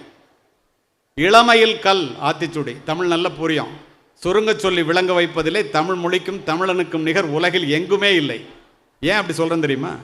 எதையுமே நான் சாதாரணமாக சொல்லுவோன் அல்ல. பிரிமேண்டுன்னு ஒரு இடத்துல நியூயார்க்கில் ஒரு கல்லூரியில் பேசுகிறதுக்கு என்னை கூப்பிட்ருக்காங்க. நடந்து இப்போ நீங்கள் அழைச்சிட்டு வந்த மாதிரி என்சிசி ஸ்டூடெண்ட்ஸ் இங்கே இருக்கிற மாதிரி அங்கே வேறு அழைச்சிட்டு போகிறாங்க. அந்த ஆர்ச்சுக்குள்ளே உள்ளே நுழையும் போது what we have learnt so far is like a handful of earth and what we have yet to learn is like the whole world அப்படின்னு இருந்துச்சு. 4 அடி போனோன்னா என்னடா இது எங்கேயோ இடிக்குதே, எங்கேயோ கேள்விப்பட்ட மாதிரி இருக்க, ஒரு நிமிஷம் நின்னுங்கன்னு பின்னாடி பார்த்தா, கற்றது கைமண்ணளவு கல்லாதது உலகளவு என்று தமிழிலும் ஆங்கிலத்திலும் தமிழிலே ஔவையார் 1000 ஆண்டுகளுக்கு முன் சொன்னதை அமெரிக்காவிலே எழுதி போட்டு இந்த தமிழ் மொழியை பெருமைப்படுத்துகிறார். கற்கை நன்றே கற்கை நன்றே பிச்சை புகினும் கற்கை நன்றே என்றான் அதிவீர ராமபாண்டிய மன்னன் நருந்தொகையிலே. இங்கே உட்கார்ந்துருக்கிற எல்லாரையும் பாருங்களேன், உங்களுடைய கரஸ்பாண்டன்ட் டாக்டர் உட்பட, நான் உட்பட, முன்வரிசையில் அமர்ந்திருக்கின்ற அத்துணை பேரும், மேடையில் அமர்ந்திருக்கின்ற அவ்வளவு பேரும், ஒரு நிமிஷம் அப்படியே எல்லாரும் கண்ணுக்கு முன்னாடி சொல்கிறேன், எல்லாரும் சிந்திங்க. இவர்களெல்லாம் மேடைக்கு அழைக்கப்பட்டதற்கு காரணம் அத்துணை பேரும் கோடீஸ்வரர்கள் என்பதனாலா? இல்லையே. ஏன் இல்லைன்னு சொல்கிறேன் தெரியுமா? என்ன காரணம் தெரியுமா? எக்குடி பிறப்பினும் யாவரே ஆயினும் அக்குடியில் கற்றோரை மேல் வருகவென்பர். அறிவுடை ஒருவனை அரசனும் விரும்புவான். அரியாசனத்தில் இருப்பவர்களிடம் சரியாசனம் தருவது கல்வி.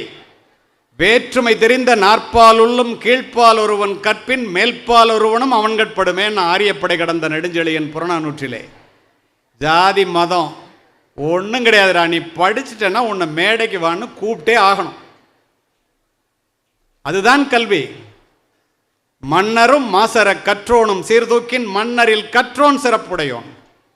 மன்னருக்கு தென் தேசமல்லால் சிறப்பில்லை, கற்றோர்க்கு சென்ற இடமெல்லாம் சிறப்புனா.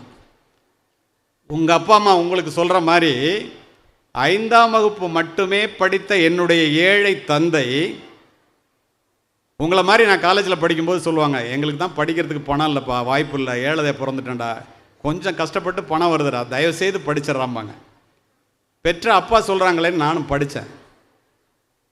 என்ன நடந்துச்சு தெரியுமா? சொல்லுவாங்க அப்போ படிக்கும்போது, ஏப்பா படிக்கணும்னு கேட்டால், வேலைக்கு போய் பணம் சம்பாதிக்கிறதுக்காக மட்டும் சொல்லப்பா, நீ உலகத்தில் எந்த மூளைக்கு போனாலும் உன்கிட்டருந்து எது போனாலும் இந்த கல்வி மட்டும் போகாதுப்பா. எங்கள் தாத்தாலாம் படிக்க முடியலடா, படிடாம்பாங்க. 5ஆம் வகுப்பு மட்டுமே படித்த ஏழை தந்தை. இதை ஏன் இந்த இடத்துல குறிப்பிடுகிறேன்னு தெரியுமா? இங்கே என்னை அறிமுகப்படுத்தும் போது குறிப்பிட்டார்களே, காக்கி உடை அணிந்த காவல்துறை அதிகாரி, நிறைய பதக்கங்களை பெற்றவர். அருமை மாணவ செல்வங்களே, நான் உயிராக நேசித்து உடுத்தி இருந்த காக்கி உடை இப்போது என்னிடத்திலே இல்லை. பணி நிறைவுக்கு பிறகு நான் வாங்கிய பதக்கங்கள் ஜனாதிபதி பதக்கம் உட்பட என்னுடைய மார்பகத்தை அலங்கரிக்கவில்லை. ஆனால் என் தந்தை சொன்னதைப் போல நான் படித்த கல்வி மட்டும் என்னிடத்திலேயே இருக்கின்ற காரணத்தினால் உலகம் முழுவதும் சென்று உரை நிகழ்த்துகின்றேன். என்று உங்கள் முன் கையில் பிட்டு பேப்பர் இல்லாமல் பேசிட்டு. இதுதான் கல்வி, இதுதான் கல்வியினுடைய சிறப்பு. எங்கள் அப்பா 300 ரூபா பணத்தை வச்சுட்டு, நீங்கள் இப்போ +2 படிச்சுட்டு காலேஜுக்கு வந்த மாதிரி SSLC பிடிச்சிட்டு சென்ட் ஜோசப் காலேஜ்னு இருக்குது, உங்களுக்கு நிறைய பேருக்கு தெரிஞ்சிருக்கும், கிறிஸ்டின் காலேஜுங்கிறதுனால, சேர்க்கறதுக்காக திருச்சிக்கு அழைச்சிட்டு போனாங்க. மதிப்பெண்களை பார்த்தோன்னா, SSLC மார்க்கை பார்த்தோன்னா PUC அப்போ தர்றேன்ட்டார் சீட்டு. பக்கத்தில் ரெக்டர்னு ஒருத்தர் உட்காந்தார், ரொம்ப நல்ல மனுஷன், உண்மையிலே நல்ல எண்ணத்தோடு சொன்னார். எந்த ஊரானார்? தஞ்சாவூர்னா. அங்கேருந்து வந்து எப்போ அங்கே படிப்பேன்னார். டெய்லி ட்ரெயினில் வந்துடுவோம் சார். அப்படி தான் பிளேக் ஐ ஸ்கூல்னு சொல்லியிருக்கு, கிறிஸ்டின் ஸ்கூல். அதில் போய் படித்தேன் நான் SSLC வரைக்கும், எய்டட் ஸ்கூலு. அது மாதிரி நான் இங்கே வந்து படிப்பேன். நான் அதெல்லாம் கதையாகாது, நீ ஹாஸ்டலில் சேரணுன்னார். எங்கள் அப்பா வச்சுருந்தது 300 ரூபா. ஹாஸ்டலுக்கு எவ்வளோ ஃபீஸ்னு கேட்டாங்க. ஒரு மாதத்துக்கு 60 ரூபான்னாங்க. எங்கள் அப்பாவில் கட்ட முடியாதுன்னு எனக்கு தெரியும். அப்போ அங்கே படிக்க முடியாது நம்மளால். மன்னர் சரபோஜி அரசினர் கல்லூரின்னு இருக்குது, அங்கே போனால் என் மார்க்குக்கு 320 ரூபா ஸ்காலர்ஷிப் கொடுப்பான்ப்பா, அதிலே படிச்சிடலாம் வாங்கன்னு மரங்கள் அடர்ந்த இது மாதிரி அந்த சென்ட் ஜோசப் கல்லூரியை பார்த்து கொண்டு கண்ணிலே நீருடன் வெளியேறியவன் நான். இதை எதற்காக இந்த இடத்துல பதிவு செய்கிறேன்னு தெரியுமா? என்ன நடந்தது தெரியுமா மாணவர்களே, மாணவிகளே? இந்த கல்வி என்ன செய்யும்? நான் வந்து உட்கார்ந்துருக்கும் போது உங்களுடைய வைஸ் பிரின்சிபல் பிஜி சொன்னார், அற்புதமாக சொன்னார். என்ன சார் உங்களுக்கு மாணவர்களுக்கு தேவைன்னா, இங்கே வந்து முடிவு பண்ணாதான் நான் அவங்ககிட்ட பேசிகிட்டு இருக்கேன் சார். கல்வி எவ்வளோ அவசியம்னு இந்த பசங்களுக்கு தெரியணும் சார். பெற்றோர்களினுடைய அருமை என்னன்னு தெரியணும் சார். இதை முக்கியப்படுத்தினீங்கன்னா நல்லா இருக்கணும். இந்த ஸ்டேஜில் சொன்னார், கேட்கலாம் நீங்கள் அவர்கிட்ட. அதையே கருப்பொருளாக வைத்து உங்களிடம் பேசி கொண்டிருக்கின்றேன். அப்போது நடந்தது என்ன தெரியுமா? ஒழுங்காக படித்தேன் போய் சரபோஜி காலேஜில், கவர்மெண்ட் காலேஜில். என்ன நடந்தது தெரியுமா நண்பர்களே? வியந்து போவீர்கள். எந்த கல்லூரியிலே மதிப்பெண்கள் இருந்தும் பணம் இல்லாத காரணத்தினால் கொடிது கொடிது வறுமை கொடிது, அதனினும் கொடிது இளமையில் வறுமை என்று வெளியேறினேனோ, அந்த கல்லூரியைப் போல நூற்றுக்கணக்கான கல்லூரிகள் இருக்கின்ற அந்த திருச்சி மாவட்டத்திற்கே காவல்துறை கண்காணிப்பாளராக மாறி, அதே கல்லூரியிலே லாலி ஹாலிலே 3 முறை அப்துல் கலாம் அவர்கள் பேசி அந்த ஹாலிலே முக்கிய விருந்தினராக சென்று உரை நிகழ்த்தி இருக்கின்றேன் என்றால் கல்வியை தவிர வேறு என்ன இருக்க முடியும்? நினைத்து பாருங்கள். இதுதான் கல்விங்க, இதுதான் கல்வி. இதற்காகத்தான் உங்களை படிக்க வேண்டும் என்று ஆசிரியர்களும் சொல்லுகிறார்கள், பெற்றோர்களும் சொல்லுகிறார்கள். ஒரு மனிதன் ஏன் படிக்கணும்? வாளினுடைய கூர்மையும் நூலினுடைய கூர்மையும் மட்டுமே இந்த நாட்டை ஆள்கிறது. காலப்போக்கிலே வாளினுடைய கூர்மை முனைமழுங்கி நூலினுடைய கூர்மை, நூல் என்று சொல்லுவது புத்தகங்களை, விஞ்சி நிற்கின்றது. கூர்தீட்டப்படாத எதுவுமே முனைமழுங்கி போய்விடும். நம்முடைய மூளையும் அவ்வாறே. உன்னுடைய மூளை கூர்தீட்டப்பட வேண்டும் என்றால் என்ன செய்ய வேண்டும்? நீரளவே ஆகுமாம் நீராம்பல், தான் கற்ற நூலளவே ஆகுமாம் நுண்ணறிவு. நீ எவ்வளவு படிக்கிறியா அவ்வளவு தாண்டா உனக்கு அறிவுண்டான். வகுப்பறைகளும் கரும் பலகைகளும் மதிப்பெண்களும் வாழ்க்கையை சொல்லித்தராத. பள்ளிக்கூடத்திலே இருக்கும்போது நீங்கள் படிப்பதற்கு கற்றுக் கொடுக்கப்படுகிறீர்கள். கல்லூரிக்கு வந்த பிறகு கற்றுக்கொள்வதற்காக படிக்க வேண்டும். அதற்காகத்தான் நூலகங்கள் இருக்கின்றன. நீ நூலகத்திற்கு போ, நாம் எவ்வளவு பெரிய முட்டாள்கள் என்பதை அங்குள்ள புத்தகங்கள் சொல்லும். அணுகுண்டு கூட ஒரு முறைதான் ஓசையுடன் வெடிக்கும் நண்பர்களை. புத்தகங்கள் திறக்கும் போதெல்லாம் ஓசையின்றி வெடிக்கும். எத்தனை பேருக்கு தெரியும்? செல்ல நோண்டிகிட்டே இருக்கிறது இல்லை. கருத்துலக பெரியவர்களின் கனமான சிந்தனைகள் புத்தகங்களிலே கொட்டி கிடக்கின்றன. உன்னை அறிந்து கொள்வது எப்படி? மனிதர்களை தெரிந்து கொள்வது எப்படி? உலகத்தை புரிந்து கொள்வது எப்படி? வாழ்க்கையிலே ஜெயிப்பது எப்படி? உலகத்தை வெற்றி கொள்வது எப்படி? தோல்வியில் தோண்டு போகாமல் இருப்பது எப்படி? வெற்றியில் வீழ்ந்து விடாமல் எப்படி இருப்பது? அத்துணையையும் எங்கே இருந்து கற்றுக்கொள்ளலாம்? புத்தகங்கள் சொல்லித்தரும். 70 ஆண்டுகள் வாழ்ந்த ஒரு மனிதனுடைய சுயசரிதத்தை நீ படித்தால் 7 மணி நேரத்திற்குள்ளாக 70 ஆண்டுகளை நீ கற்றுக்கொள்ள முடியும். அதுதான் புத்தகங்களினுடைய சிறப்பே. அதனால்தான் நஞ்சு கொடுக்கப்படும் நேரம் வரை கிரேக்க நாட்டு கவிதைகளை கேட்டுக்கொண்டிருந்தான் சாக்ரட்டிஸ். தூக்கு கயிற்றை முத்தமிடும் வரை படித்துக் கொண்டிருந்தான் உமர் முக்தார். தூக்கு மேடைக்கு அழைத்துச் செல்லும் வரை படித்துக் கொண்டிருந்தான் பகத்சிங். படுக்கின்ற இடம் கூட படிப்பகத்திற்கு அருகாமையில் கேட்டார் அம்பேத்கர். படித்துக் கொண்டிருந்த புத்தகத்தை முடித்து விட வேண்டும் என்பதற்காக தன்னுடைய அறுவை சிகிச்சையை அடுத்த நாள் மாற்றி வைக்க சொன்னார் அண்ணா. இவர்களெல்லாம் ஏன் இப்படி சொன்னார்கள்? Readers R leaders and leaders are readers. Today a reader, tomorrow a leader. Take it from me. A question was asked, what is the biggest regret in your life was? The talks of superstar Larry King replied, I should have been better rooted through the great books in my early days. எந்த சப்ஜெக்டை கொடுத்தாலும் கையில் paper இல்லாமல் 1 மணி நேரம் பேசுவான். அவன்கிட்ட போய் சின்ன வயசில் நீ செஞ்ச தப்பு என்னடான்னு கேட்டான். மிகப்பெரிய தப்பு என்னன்னு கேட்டான். அவன் என்ன சொன்னான் தெரியுமா? கல்லூரியில் புத்தகங்கள் கொட்டி கிடந்துச்சியா, படிக்காமல் விட்டான். யார் உலகத்தில் அறிவாளி? நம்ம. நினைத்து பாருங்கள், ஏன் இவர்கள் எல்லாம் இப்படி சொல்லுகிறார்கள்? இந்த புத்தகங்கள் என்ன செய்யும்? பிக்காசோவினுடைய ஓவியத்தை விட, பீத்தோவனினுடைய இசையை விட, ஹியூகோவினுடைய ஒரு வாக்கியம், கதையினுடைய ஒரு கடைச்சொல், கம்பனினுடைய ஒரு செய்யுள், பாரதியினுடைய ஒரு பாட்டு, கண்ணதாசனினுடைய ஒரு வரி உன்னுடைய வாழ்க்கையை புரட்டி போட்டுவிடும். அதுதான் புத்தகங்களினுடைய சிறப்பு. அதற்காகத்தான் படிக்க வேண்டும். இதை புரிந்து கொள்ள வேண்டியது நீங்கள் தான். சமீபத்தில் டை எம்டி அப்படின்னு ஒரு அற்புதமான புத்தகம்.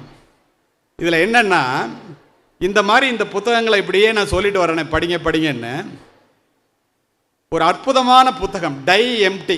புத்தகத்தினுடைய பெயர் டை எம்டி. ரொம்ப அறிவார்ந்த மண். கேரளத்திலிருந்து வந்த மாணவ மாணவிகள், கன்னியாகுமரியில் இருக்கிற மாணவ மாணவிகள் எல்லோரும் இங்கே அமர்ந்திருக்கின்றீர்கள். அற்புதமாக அமைதியாக கேட்கின்றீர்கள். அதனால் என் நெஞ்சத்தில் உள்ள நல்ல கருத்துக்களை பதிவு செய்ய விரும்புகின்றேன். புத்தகத்து பேர் டை எம்டி. எழுதினவர் பேர் டாட் ஹென்றி. அவர் கேட்குறாரு, இதை போன்ற ஒரு கல்லூரியில் உரை நிகழ்த்தும் போது, what to you think is the most valuable land in the world? உலகத்திலேயே விலை மதிக்க முடியாத இடம் எது அப்படின்னு கேட்குறாரு. ஒருத்தன் எந்திரிச்சு சொல்கிறான், Manhattan, the twin towers are there, we are calling it as big apple, culturally, financially, commercially biggest place. World trade centre அங்கே இருக்குது. உலகத்தினுடைய பணத்தையே அதான் தீர்மானிக்குது, பண மதிப்பே அதான் தீர்மானிக்குது. அதனால அதான்டா பிக்கஸ்ட் பிளேஸ்னா ஈ செட் நோ. ஒரு பெண் எழுந்து உலகத்தில் கிடைக்கிற தங்கத்தில் 20% சவுத் ஆப்பிரிக்கன் கோல்டு மைன்ஸ்லேருந்து கிடைக்குது, அதனால அந்த இடம் தான் உலகத்தில் காஸ்ட்லியஸ்ட் லேண்டுங்கிறாங்க. இல்லைன்னு இன்னொருத்தர் யுஏஇ, யுனைடெட் அரப் எமிரேட்ஸ், தோண்டுமிடவெல்லாம் பெட்ரோல் வர்ற இடம் இருக்கு இல்லையா, அதுங்கிறான். சவுதி அரேபியாவில் ஆரம்பித்து குவைத் வரைக்கும் சொல்கிறான் இல்லைன்ட்டான். பின்ன எதிரான்னு கேட்குறான் எல்லாரும் சேர்ந்து. அவன் சொல்கிறான், the most valuable land in the world is the graveyard. என்னடா இவன் முட்டாப்பைய சுடுகாட்டை சொல்கிறான் அப்படின்னு பார்க்குறான். அதுக்கு அவன் சொல்கிறான், இதோ எரிகிறதே பிரபஞ்சத்தினுடைய பிரம்மாண்ட தேவையான மின்சார பல்பை கண்டுபிடித்த தாமஸ் ஆல்வா எடிசன் அதை கண்டுபிடிச்சிட்டு செத்து போயிட்டார். தியரி ஆஃப் ரிலேட்டிவிட்டியை கண்டுபிடிக்கணும்னு ஐன்ஸ்டீன் கண்டுபிடிச்சிட்டு செத்து போயிட்டார். எல்லா கண்டுபிடிப்புகளுக்கும் அடிப்படையாக இருக்குது. உலக பொதுமுறையாம் திருக்குறளை எழுத வேண்டும் நினைத்த திருவள்ளுவர் எழுதிட்டு செத்து போயிட்டார். ஏன் அவ்வளோ நேரம்? திரு நேசமணி அவர்கள் இந்த கல்லூரியை ஆரம்பிக்கணும்னு நினச்சி ஆரம்பிச்சுட்டு போயிட்டார். ஆனால் இதை விட திறமை, இதை விட அறிவு, இதை விட ஆற்றல் நிறைந்த பல கோடி பேர் அப்புறம் செய்யலான்னு செய்யாமலே செத்து போனவெல்லாம் அந்த ஆற்றல் நிறைந்த சிந்தனைகளோடு சுடுகாட்டில் படுத்துருக்காங்க. அதனால வேர்ல்டு காஸ்ட்லியஸ்ட் பிளேஸ் சுடுகாடாம். அதை எப்படி சொல்கிறார்? அதுக்கப்புறம் சொல்கிறது தான் முக்கியம். My dear students, don't go to your graveyard with your best work inside you, choose to die எம்டிங்க. உன்கிட்ட இருக்கிற திறமைகளோடு போயிடாதரா. இப்போ நம்மெல்லாம் சின்ன பிள்ளை தானே, நமக்கு எவ்வளோ நாள் இருக்குன்னு நம்ம நினைக்கிறோம்ல, பிரச்சனையே அங்கே தான். அதில் தான் சொல்லுவான், death ought to be right before the eyes of very young people as such as right before the eyes of very old people. நாளைக்கு செத்து போகிறோன்னு ஒரு வாரத்தில் செத்து போகிறோங்கிறவன் ஒரு நாள் கூட வேஸ்ட் பண்ண மாட்டான். ஏன்னா தான் செத்து போகணும்னு தெரியும். நம்ம என்ன நினைக்கிறோம்? we are thinking the life is an inexhaustible well, தோண்ட ஊற கிணறுன்னு நினச்சிட்டு இருக்கோம். அல்ல. அதனால நீ என்ன செய்யணும்னு நினைக்கிறியோ அதை தள்ளி போடாமல் செஞ்சிருன்னு சொல்லிட்டு அதை எப்படி செய்யறதுங்கிறத சொல்கிறான் பாருங்க. அதான் அதில் பெரிய அற்புதமான வரிகள். ஆங்கிலத்திலேயே சொல்லுகிறேன், புரிந்து கொள்ளுகிறீர்கள். அருமை மாணவ செல்வங்களே, அவனே சொல்கிறான், I looked into the mirror every day morning and asked myself, if today were the last day of my life, would I do what I am about to do today? And whenever the answer has been no, I know that I need to change. தினம் காலையில் கண்ணாடியை பார்த்து, இன்றைக்கி தான் எனக்கு கடைசி நாளாக இருந்தால், இன்றைக்கி தான் நான் கடைசி நாள், நாளைக்கு செத்து போகிறேன்னு இருந்தால், இன்றைக்கி நான் என்ன செய்ய போகிறேனோ அதை செய்வேனா, அல்ல வேறு இதை விட முக்கியமானதாக செய்வேனா அப்படின்னு நான் கேட்பேன். 199 நாள் அது இல்லைன்னு தான் வரும். உடனே நான் மாற்றிக்கிட்டு முக்கியமானதாக செய்வேன். Sometimes remembering that I will be dead soon is the most important tool to help me to choose big choices in my life. சீக்கிரம் செத்து போவேன் என்கிற சிந்தனை இருக்கு பாருங்க, அதுதான் என்னை அடிக்கடி பெரிய பெரிய காரியங்களை செய்யறதுக்கு வைக்குது. ஏன் அப்படி சொல்றாருன்னா, கன்ஃபியூசியஸ் சொல்லுவார், ஆசிரியர்கள் நிறைய பேர் அமர்ந்திருக்கிறீர்கள், பேராசிரியர் பெருமக்கள், எல்லோருக்கும் உபயோகம் என்ற காரணத்தினால் இதனை பதிவு செய்கின்றேன். We have two lives. The second begins when you realize that we have only one. My soul is in a hurry. I counted my years. I have less time to live than the time I have lived so far. நான் வாழ்ந்த நாட்களை விட வாழப்போகின்ற நாட்கள் மிக குறைவானது என்பதை நான் உணர்கிறேன். அதுக்காக என்ன செய்யணும்னு சொல்கிறான். பிரேசிலியன் போய்ட்டு அற்புதமாக சொல்லுவான். ரொம்ப அறிவார்ந்து கேட்குறீங்க ஆசிரியர்களும் கூட. I don't want to be in meetings where flamed egos parade. I don't like to participate in endless conversation and useless meetings where the discussion is going on about the other people who are irrelevant to mind. அதுக்கப்புறம் என்ன செய்யணும்னு சொல்கிறான். How much work did you do today that will make you proud of tomorrow. இன்னைக்கு நீ செய்கிற வேலை நாளைக்கு உன்னை அந்த சமுதாயத்துக்கு முன்னாடி தலை நிமிர்ந்து நிற்க வைக்குமான்னு யோசிப்பண்டாங்கிறான். Did you make progress on what matters most to you. இன்னைக்கு இங்கே படிக்க வந்த நீனு படிப்பிலே எதை உனக்கு முன்னெடுத்து செல்வதற்கு மிக முக்கியமோ அதை இன்னைக்கு கொஞ்சமாவது செஞ்சியா? அதுதான்டா முக்கியமான கேள்விங்கிறான். We have stopped unleashing our best work inside you. And greatness emerges when you consistently try to do the best thing even when it is uncomfortable. I believe that you are capable of doing more. The best work is still ahead of you. And my dear students, whatever is the positive thinking in the world will not amount to anything unless decisive action. செயலில் இல்லாமல் சிந்திக்கிறதுல சிந்திச்சு வீணாக போகிறதுல ஒன்றுமே இல்லை. சிந்திக்கிறத செயல்படுத்தினா ரெண்டு சேர்ந்து பயனடையும். The rest of us want you to act, and if you don't, you are robbing yourself, you are robbing your family, you are robbing your institution, you are robbing the world of which only you can create major changes. நீ மட்டுமே இந்த உலகத்திற்கும் வீட்டிற்கும் நாட்டிற்கும் ஆட்ட வேண்டிய நல்ல கருத்துக்களை நீ செய்யாமல் விட்டுட்டு போனால் நீ எல்லாத்தையும் கொள்ளையடித்து கொண்டு போய் வீணாக இறந்து போகக்கூடிய சூழ்நிலை ஏற்படும்னு பதிவு செய்கிறாரு. அதனால திரும்ப சொல்கிறாரு, my dear students, don't go to your graveyard with your best work inside you, choose to die எம்டிங்கிற.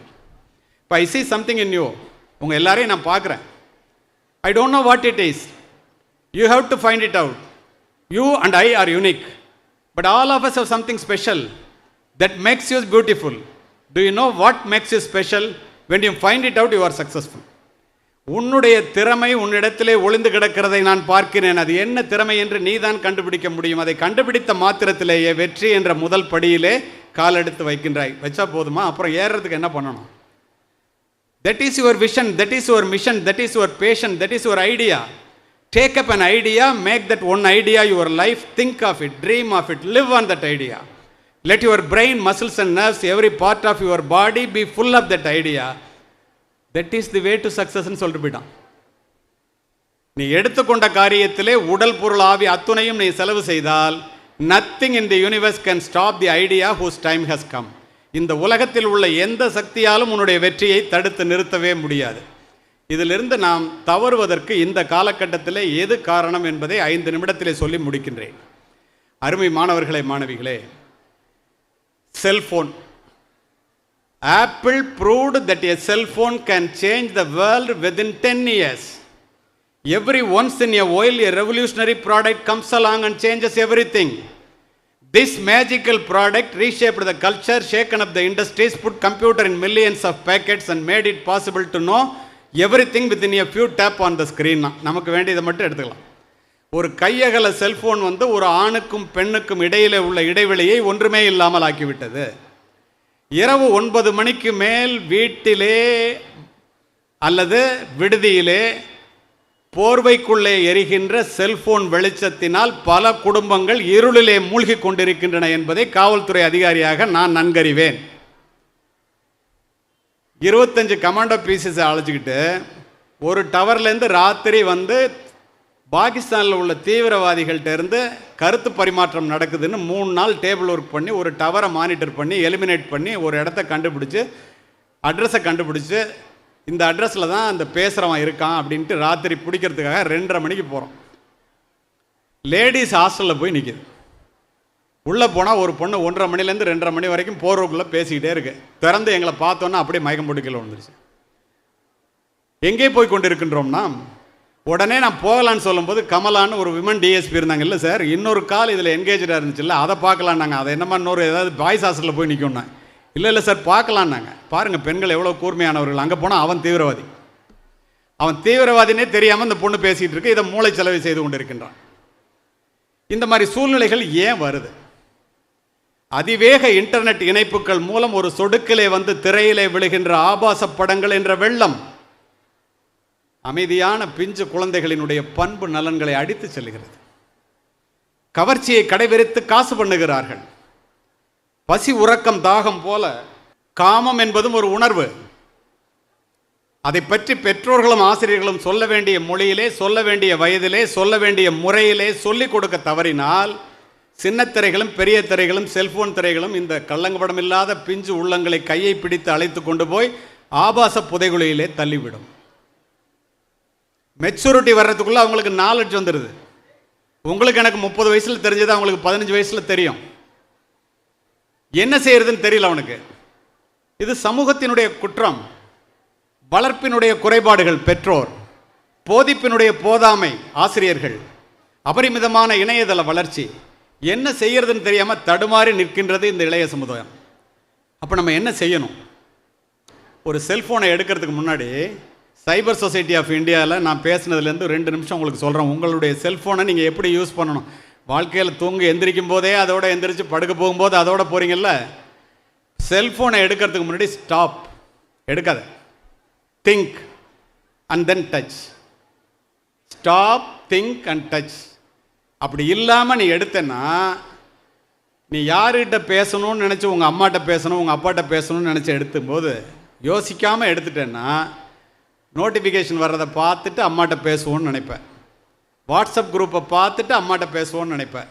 Facebook, YouTube, Twitter, இன்ஸ்டாகிராம்னு போய் அம்மாட்ட பேசுகிறத மறந்துட்டு 5 மணி நேரம் ஆயிருக்கும் வேறு ஏதாவது பண்ணிட்டு. எல்லாருக்கும் இந்த அனுபவம் ஏற்பட்டிருக்கும். எப்படி நிஜ உலக ஆபத்திலிருந்து உங்களை காப்பாற்றிக் கொள்ள எல்லாவற்றையும் செய்வீர்களோ, இந்த நிழல் உலக ஆபத்திலிருந்து உங்களை காப்பாற்றிக் கொள்ள அத்துணையும் செய்தே ஆக வேண்டியது காலத்தினுடைய கட்டாயம். நேரிலே பேசுவதற்கு சங்கோஜப்படுகின்ற எதையும் செல்போனிலே பகிர்ந்து கொள்ளாதீர்கள்.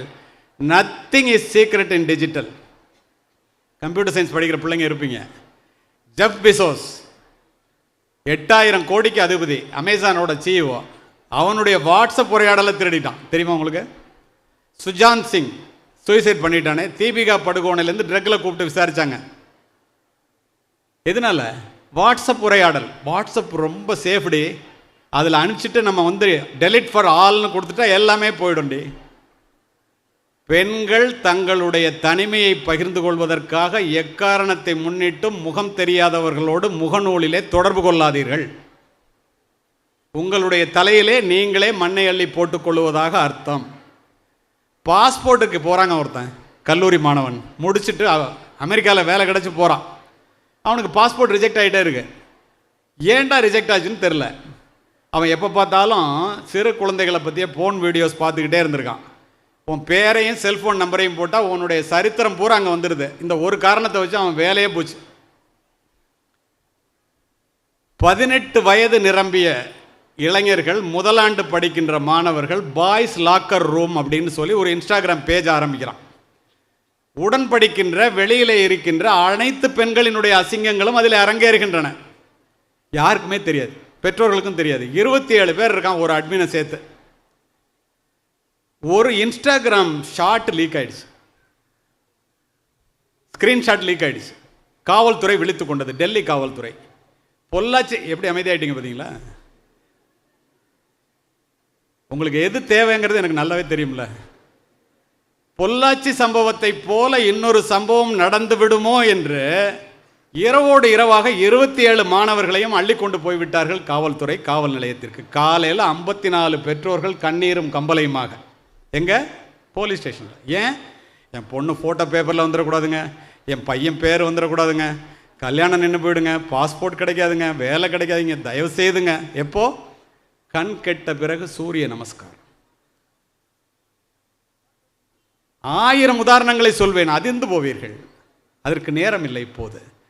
நான் உங்களிடம் சொல்ல வருவது எல்லாம் எக்காரணத்தை முன்னிட்டும் 2 கண்கள் மட்டுமே பார்க்கின்றன என்று நினைத்து கொண்டு நீங்கள் செல்போனிலோ கம்ப்யூட்டரிலோ செய்கின்ற அத்துணையையும் கம்ப்யூட்டர் திரைக்கு பின்னால் இந்த உலகமே பார்க்க முடியும். உண்மையிலே இது உங்களுடைய தப்பு இல்லைன்னு சொன்னால் உங்களுக்கு ஆச்சரியமாக இருக்கும். இது உங்களுடைய தவறல்ல. ஏன் தெரியுமா? ஏன் சொல்கிறேன்னு கேளுங்க. ஒரு நாளைக்கு இந்திய இளைஞர்கள், இந்தியா தாங்க மார்க்கெட், இதுக்கு கண்டுபிடிச்சவங்களாம் வெளியில் உட்காந்துருக்கான். சைபர் கிரைமில் வேலை பார்த்த எஸ்பிங்கிறதுனால சொல்கிறேன். ஒரு நாளைக்கு இந்தியர்கள் இளைஞர்கள் 150 முறை சராசரியாக அந்த செல்ஃபோனை எடுத்து பார்க்குறீங்களாம்.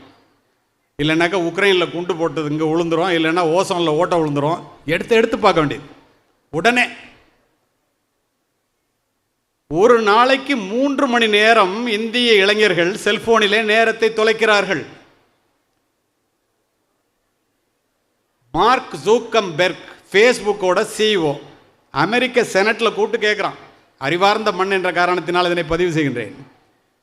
எப்பரா ஃபேஸ்புக்கில் ₹1 கூட பயனாளிகள்டேருந்து வாங்காமல் அந்த செயலின்னு என்று சொல்கிறோமே அப்ளிகேஷன் கோடியாக பணம் கூட்டுது? அவன் சிரிச்சுக்கிட்டே சொல்கிறான்.